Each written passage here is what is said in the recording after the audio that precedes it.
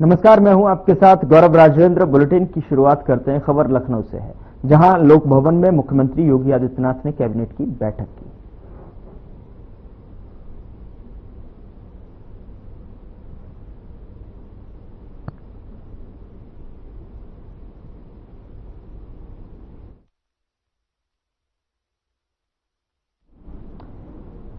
कई अहम मुद्दों पर इस बैठक में चर्चा हुई। यहां पर लोक भवन में कैबिनेट की बैठक के दौरान कई महत्वपूर्ण बिंदुओं पर चर्चा यहां पर की गई है।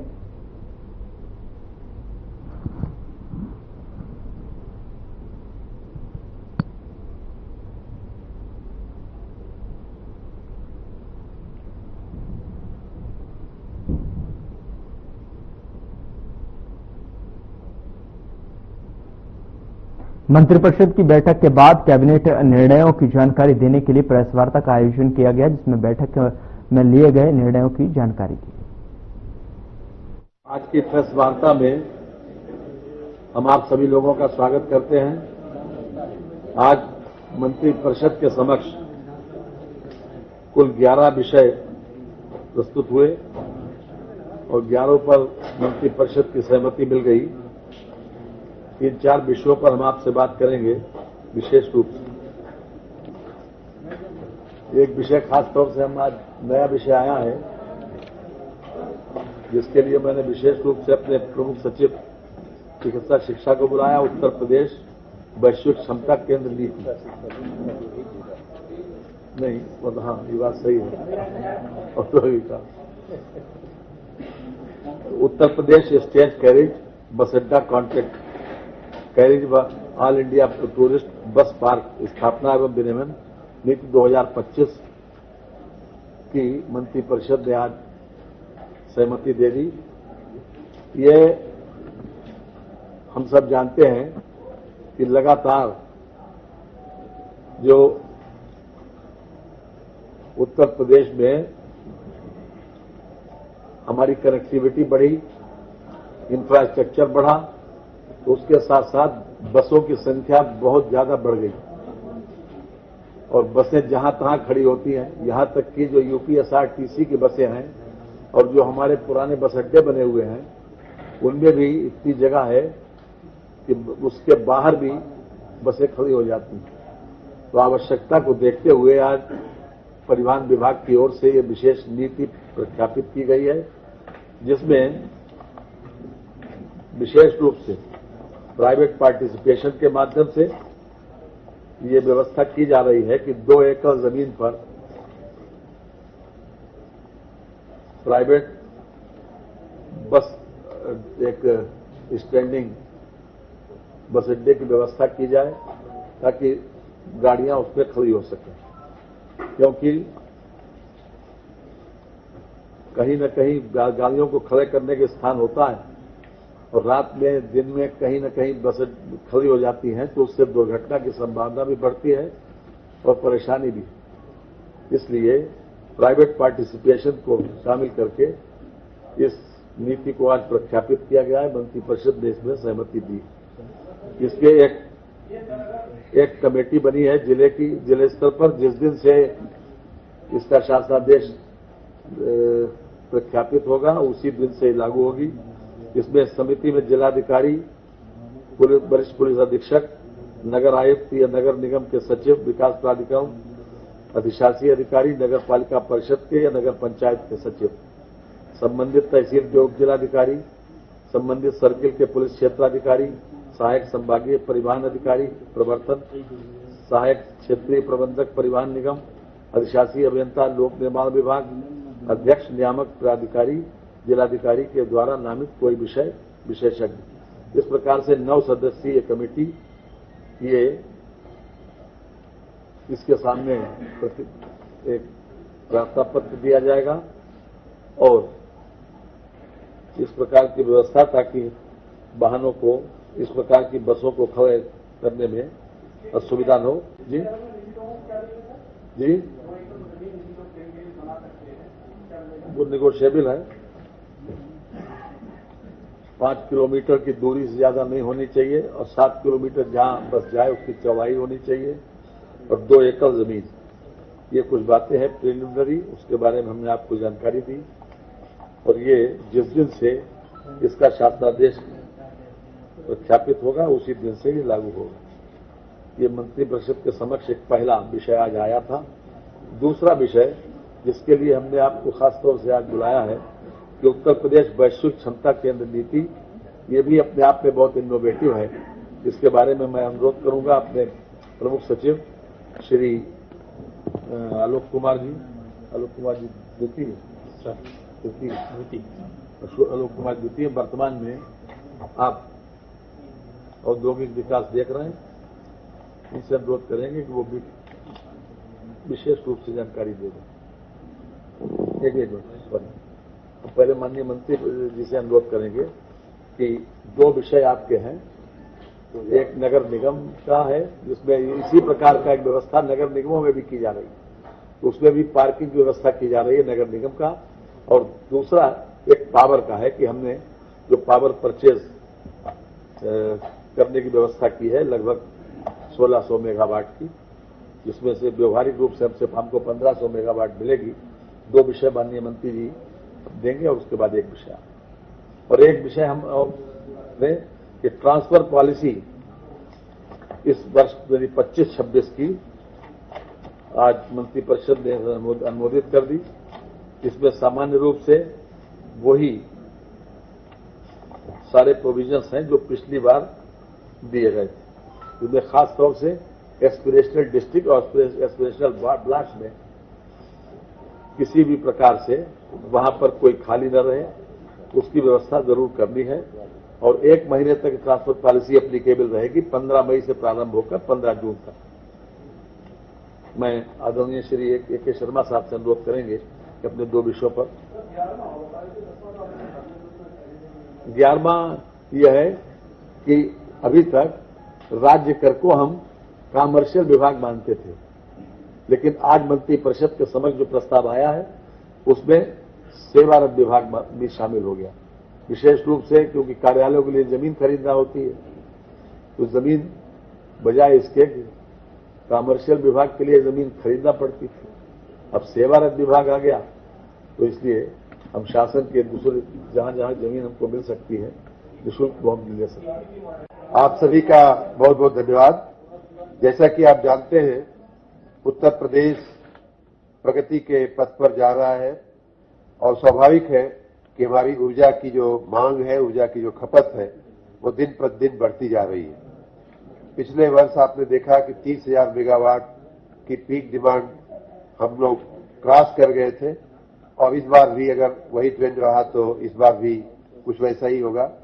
इस बढ़ती हुई मांग के मद्देनजर भारत सरकार की जो हमारे इलेक्ट्रिसिटी रेगुलेटर हैं और हमारे यूपीपीसीएल ने मिलकर के एक आने वाले 10 साल का एक पावर प्रोक्योरमेंट का प्लान बनाया हुआ है 2034 तक का, और उसके दृष्टिगत हमने जो मांग आएगी उसके दृष्टिगत जो हमने कैपेसिटी जो हमने अनुबंधित किया है, कॉन्ट्रैक्ट किया है, वो लगभग 47,600 मेगावाट की क्षमता हम ऑलरेडी कॉन्ट्रैक्ट कर चुके हैं। उसमें से 33,000 क्षमता का जो पावर प्लांट्स हैं वो ऑलरेडी कार्यान्वित हो गए हैं और 14,000 की क्षमता के प्लांट जो हैं वो कार्यान्वित होने की दिशा में आगे बढ़ रहे हैं। उसके अतिरिक्त ये पाया गया है कि हमारे पास हमें थर्मल, विंड, हाइड्रो और सोलर सभी संसाधनों से अपनी ऊर्जा की उपलब्धि को बढ़ाना होगा। उसमें विंड भी हम कॉन्ट्रैक्ट कर रहे हैं जहां से भी उपलब्ध हो रही है, हाइड्रो भी कर रहे हैं, सोलर भी कर रहे हैं। अगर मैं और डिटेल में आपको बात करूं तो जो रिन्यूएबल का हमने जो कॉन्ट्रैक्ट और पीपीए साइन किए हैं वो सोलर का 5,000 मेगावाट का, उसमें 5,000 मेगावाट लेना है, 3,000 का पीपीए साइन हो चुका है और 2,000 मेगावाट का बिडिंग प्रोसेस चल रहा है। विंड का 13,000 का मेगावाट का पीपीए साइन हो चुका है। उसी प्रकार हाइड्रो ये हम मिक्स इसलिए कर रहे हैं कि कहीं कोई संकट हो और रिन्यूएबल का हमारा जो परचेज ऑब्लिगेशन है उसको मीट करने के लिए ये सब मिक्स बास्केट हम बना रहे हैं। हाइड्रो का उसी प्रकार से 5400 की कैपेसिटी जो है 4000 मेगावाट की बिडिंग के प्रक्रिया में है। पंप स्टोरेज भी हम लगभग 2500 कर रहे हैं। 2500 में से 2000 मेगावाट का बिडिंग प्रोसेस जो है लगभग पूरा हो चुका है। LOI इशू भी हो चुकी है और PPA जो है साइन होने की दिशा में हम आगे बढ़ रहे हैं। 500 मेगावाट की उसी प्रकार से हम आगे बढ़ रहे हैं। और कई स्रोतों से हमें सोर्स कहते हैं कि सोर्स एग्नोस्टिक बोलते हैं उसको, मतलब सोर्स कुछ भी हो, हमें बिजली चाहिए। उस तरह की भी लगभग 3000 मेगावाट की हम कैपेसिटी को बिड प्रोसेस में हम आगे बढ़ रहे हैं। अगर थर्मल पे हम आते हैं तो आपकी जानकारी में है कि और रिन्यूएबल में भी इस समय उत्तर प्रदेश राज्य जो है बहुत अच्छा प्रगति कर रहा है। हम लोग काफी उसके पीछे लगे हुए हैं। सोलर प्लांट्स लगाने की दिशा में, पार्क बनाने की दिशा में, हर घर सूर्य की दिशा में माननीय प्रधानमंत्री जी का जो योजना है उस दिशा में किसानों के खेतों को सौर ऊर्जा से ऊर्जीकृत करने के लिए PM कुसुम नाम की जो योजना है, अभी कुछ दिन पहले माननीय केंद्रीय मंत्री जी भी आए थे, उन्होंने भी देखा। इस प्रकार रिन्यूएबल की दिशा में हम लोग काफी तेजी से आगे बढ़ रहे हैं। लेकिन थर्मल भी हमें लगाना होगा और उस प्रकार थर्मल की जो हमारी जो आने वाले दिनों के लिए 2034 तक के लिए जो एक अनुमान लगाया गया है उसमें कहा गया है कि 10,795 लगभग 10,800 मेगावाट की थर्मल हमें लगा लेनी चाहिए।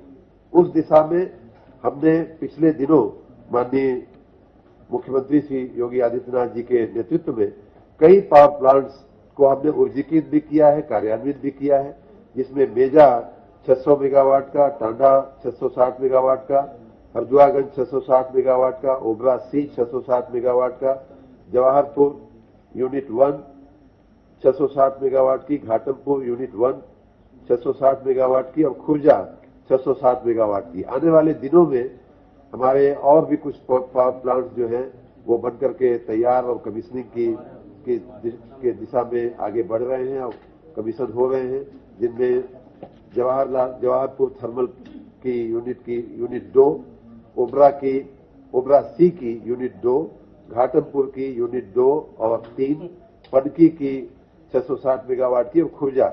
इस प्रकार हमारा पिछले 6-7 सालों में इस प्रकार के हमने कई पावर प्लांट्स जो थर्मल पावर प्लांट थे उनको कार्यान्वित किया है। पिछले 3 साल में योगी 2 गवर्नमेंट में भी इनमें से कई को हमने ऊर्जीकृत करने की दिशा में काम किया है।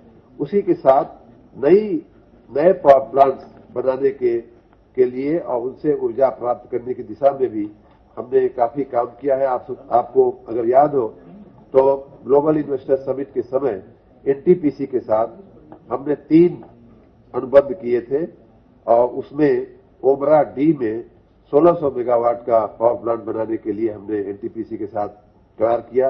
अनपरा ई में भी 1600 मेगावाट का बनाने के लिए करार किया, जिस पर मंत्रिमंडल की मंजूरी भी मिल चुकी है।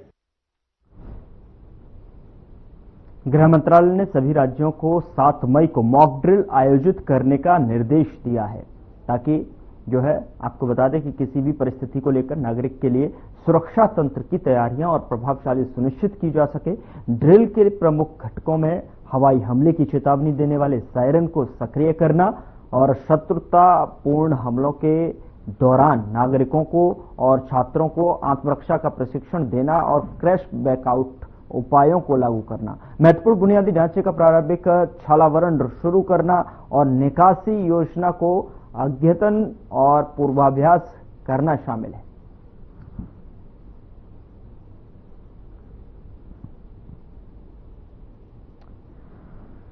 ऐसे में गृह मंत्रालय का बड़ा निर्देश सामने निकल कर आया है, जहां पर 7 मई को सभी राज्यों में मॉक ड्रिल करने के आदेश हैं और ऐसे में जो है किसी भी हमले को लेकर जो है ये सतर्कता प्रशिक्षण के माध्यम से जो है बचाव को यहां पर सिखाना, किस तरीके से आपको बचना है, छात्रों को, नागरिकों को सुरक्षा किस तरीके से सुनिश्चित करनी है, उसको लेकर जो है मॉक ड्रिल का जो है बड़ा निर्देश गृह मंत्रालय की तरफ से।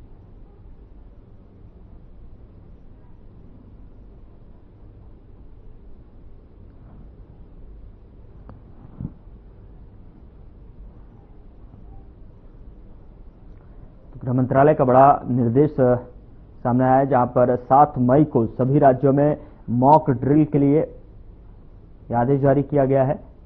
नागरिक की सुरक्षा सुनिश्चित करनी होगी कि किस तरीके से जो है आपात स्थिति में अपनी सुरक्षा को सुनिश्चित किया जाए, चाहे वो आम नागरिक हों, चाहे वो छात्र हों, कि किस तरीके से किसी भी परिस्थिति में अपने आप को और अपना बचाव किस तरीके से करना है, किस तरीके से संकट की घड़ी में भी भय से निडर होकर जो है उसका सामना करना है, उसके लेकर बड़ा निर्देश मॉक ड्रिल को लेकर। केंद्रीय मंत्री डॉक्टर जितेंद्र सिंह ने प्रेस कॉन्फ्रेंस की। आइए आपको सुनाते हैं क्या कुछ कहा।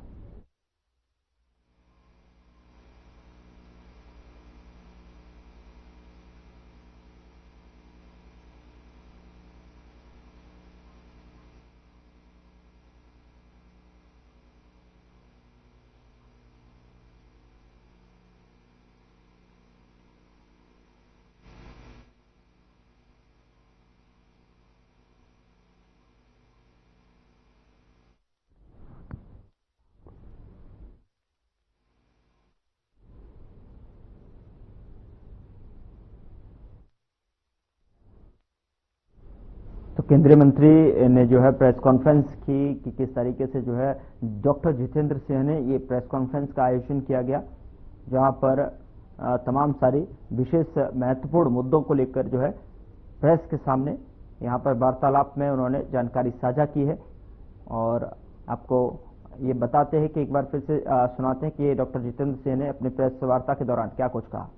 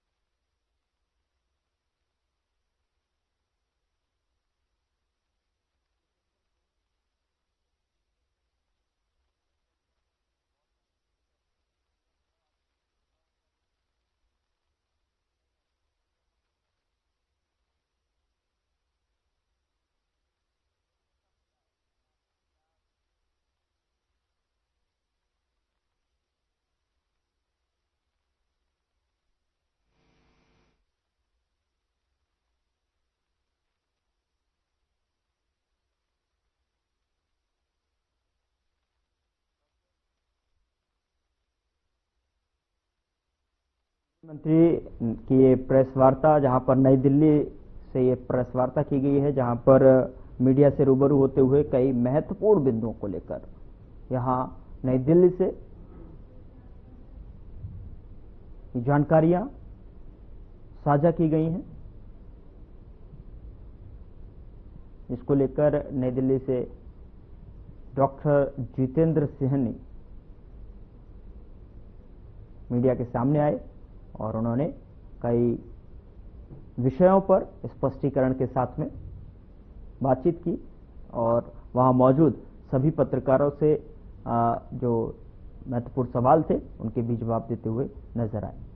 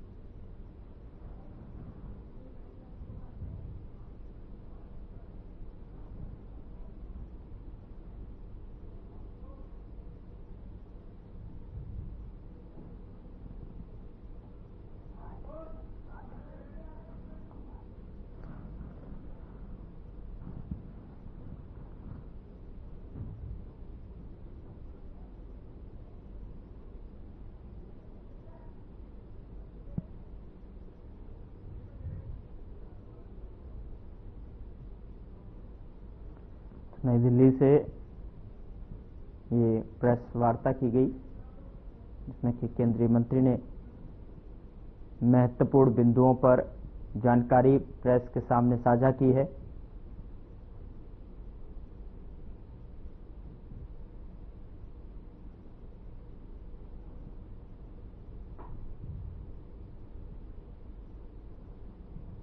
तो स्पेस को लेकर यहां पर बिंदुवार तरीके से जानकारी साझा की गई कि किस तरीके से एंड टू एंड मिशन को लेकर जो है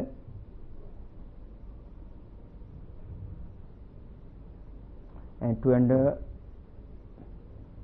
मिशन एंड एप्लीकेशन को लेकर जो है को कैपेबिलिटी एंड डेवलपमेंट्स जो है वो यहां पर कहीं ना कहीं क्षमता के रूप में एक बिंदु दर बिंदु यहां मीडिया से रूबरू हुए। उन्होंने प्रेस में ये जानकारी दी कि कितनी देखे जो क्षमता है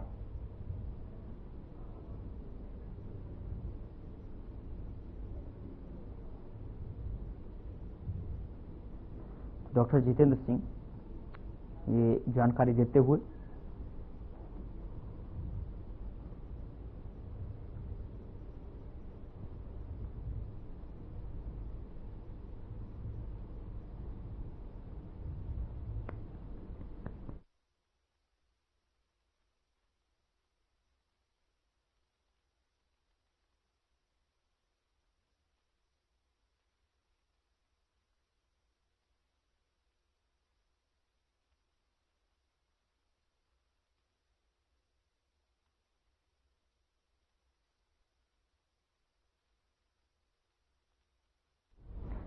दिल्ली में केंद्रीय गृह एवं सहकारिता मंत्री अमित शाह ने नए आपराधिक कानूनों को लेकर जो है कार्यान्वयन की समीक्षा के लिए बैठक की अध्यक्षता की और बैठक में दिल्ली के उपराज्यपाल विनय सक्सेना, सीएम रेखा गुप्ता और गृह मंत्री आशीष सूद जो है मौजूद रहे।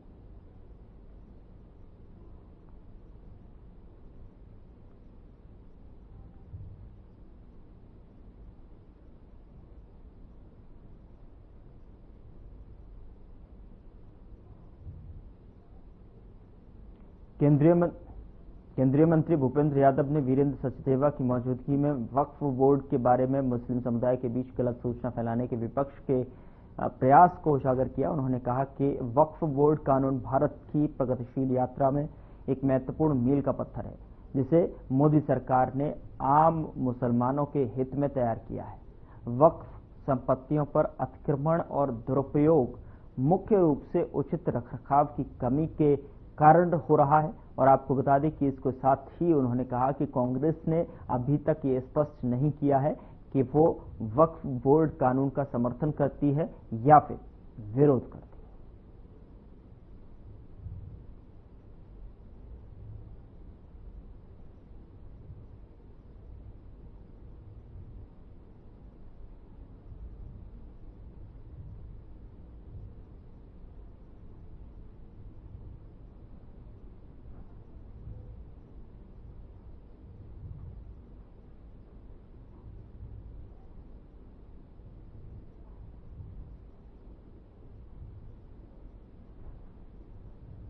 तो वक्फ बोर्ड को लेकर वीरेंद्र सचदेवा भी इस आयोजन में मौजूद थे और वक्फ बोर्ड को लेकर ये पेशी की गई।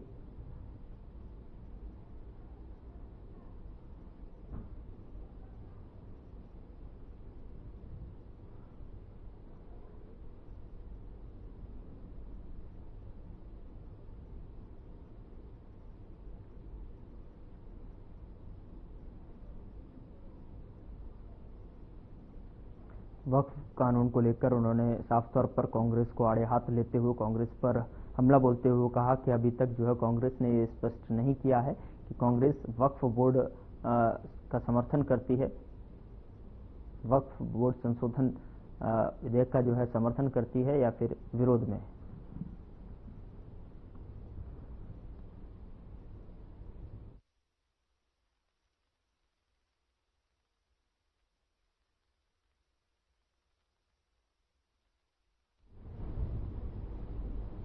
फिलहाल बुलेटिन में इतना ही। नमस्कार।